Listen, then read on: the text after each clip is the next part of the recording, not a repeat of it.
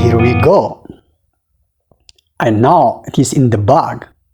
I know it is in the bag. Kana jechuun ani beekaa akkas akka ta'u beekaa wantichi ta'uunsaa nafuu jechuudha. Assured taanee wantichi ta'uunsaa akka hin hafne hin beekna taanaan I know it is in the bag.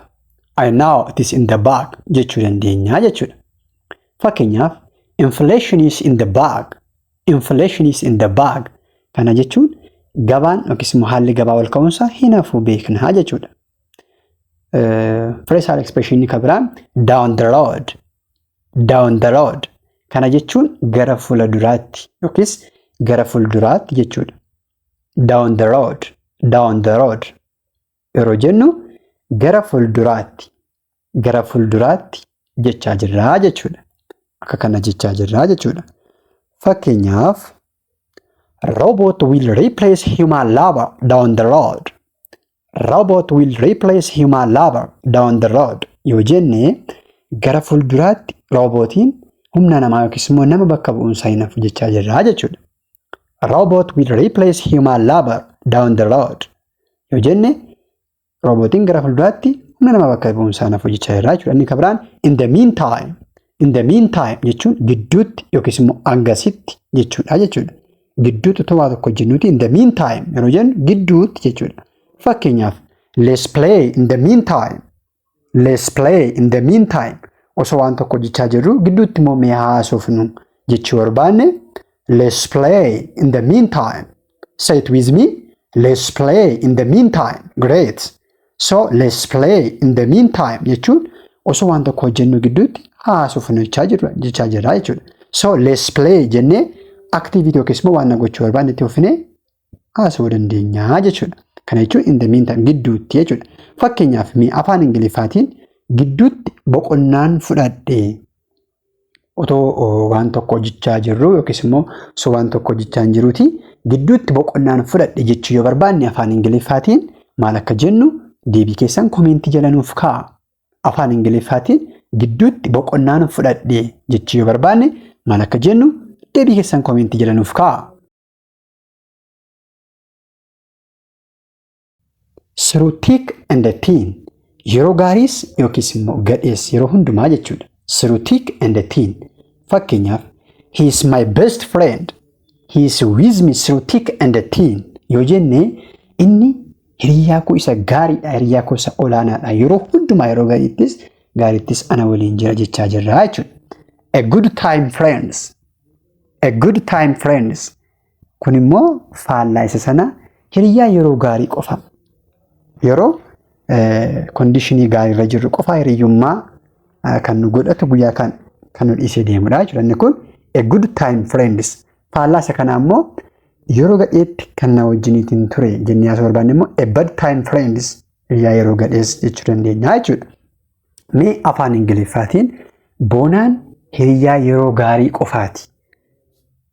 Boonaan hiriyaa yeroo gaarii yookiis immoo yeroo haalli tole yookiis immoo haala gaarii keessa yeroo jirru qofaa hiriyaa keenyadha malee inni hiriyaa sirrii miti jechuu yoo barbaanne afaan Ingiliffaatiin maal akka jennu komentii jala nuuf kaa'a. Afaan Ingiliffaatiin maal akka jennu komentii jala nuuf kaa'a.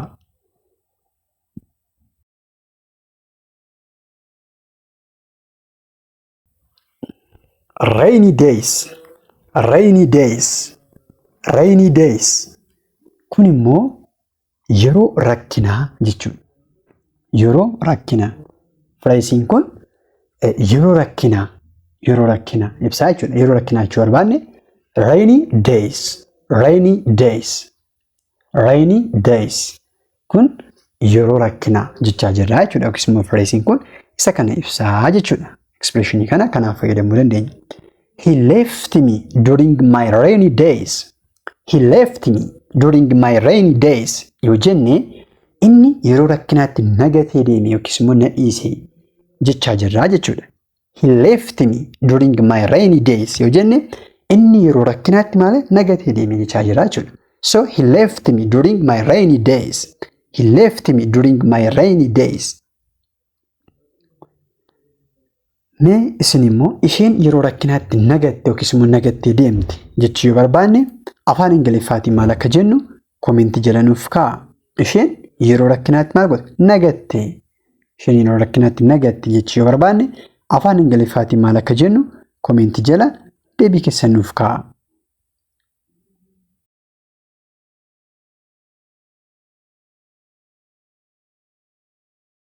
Am I clear? Am I clear? Ifaadha waan an jechaa jiru ifaadha yookiis immoo ifaadha jechuu yoo barbaanne am I clear? Am I clear? jechuu dandeenya jechuudha. Maal jechaa jirra? Ifaadha wanta an jechaa jiru ifaadha jechaa jirra jechuudha. Am I clear? Am I clear? Am I clear?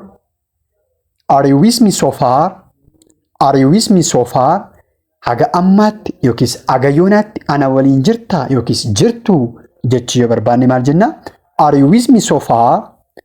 Are you with me so far? Jenna jechuudha. Haga ammaatti yookiis haga yoonaatti ana waliin jirtu yookiis jirta jechuu yoo barbaanne are you with me so far? Are you with me so far? jechuu dandeenya jechuudha. Be ready. Be ready.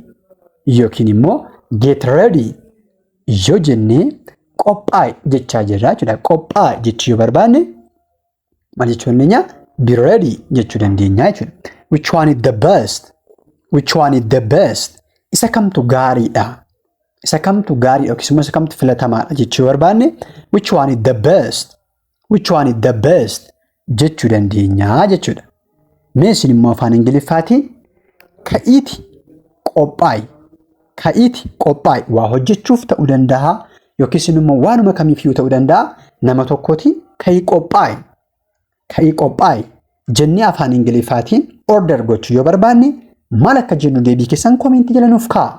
Leave your answer in the comment section. Leave your answer in the comment section. Good. Inni kabiraan radical change. Radical change. Yoo jenne jijjiirama ajaa'ibaa jechuu barbaanne radical change. Radical change jechuu dandeenya jechuudha. Kun jijjiirama ajaa'ibaa jechaa jirra jechuudha. Jijjiirama ajaa'ibaa. Jijjiirama ajaa'ibaa jechaa jirra jechuudha. Radical change. Radical change. Radical change. Grace. Dramatically. Dramatically. Dramatically. Ariitiitiin bifa ajaa'ibaatiin jechuu barbaanne immoo dramatically jechuu dandeenya jechuudha. Dramatically. Dramatically. Ariitiitiin bifa ajaa'ibaatiin ta'e waan tokko yookiis immoo raawwate waan tokko jechuu barbaanne sentensii jecha barbaanne sanatti fufne dramatically jechuu dandeenya jechuudha. Sun ariitiitiin saffisaatiin jechaa jira jechuudha. Great fakkeenyaaf dramatic change. Dramatic change jijjiirama saffisaa yookiis immoo jijjiirama ariitiitiin ta'edha yookiis immoo bifa ajaa'ibaatiin ta'e tokkodha jechuudha. Jijjiirama saffisaa. Jijjiirama saffisaa jechuun jijjiirama ariitiitiin jechuu barbaanne dramatic change. Dramatic change jechuu dandeenya jechuudha. Dramatic change. Good. Inni kabiraan substantial change. Substantial change. Kun immoo jijjiirama guddaa, jijjiirama sirriitti mul'atu jechuudha. Jijjiirama sirriitti bahee mul'atu substantial change. Jijjiirama guddaa jira jechuudha. Jijjiirama guddaa jira jechuudha. Substantial change. Substantial change. Jijjiirama addaa, jijjiirama ajaa'ibaa jechuudha jechuudha. Jijjiirama ajaa'ibaa, jijjiirama ajaa'ibaa. Good. Afaan Ingiliffaatiin gatiin gabaa ariitiitiin guddate jechuu yoo barbaanne maal akka jennu deebii keessan komentii jala nuuf kaa'a. Gatiin gabaa ariitiitiin guddate yookiin immoo infleeshiniin ariitiitiin guddate jechuu barbaanne maal akka jennu deebii keessan komentii jala nuuf kaa'a.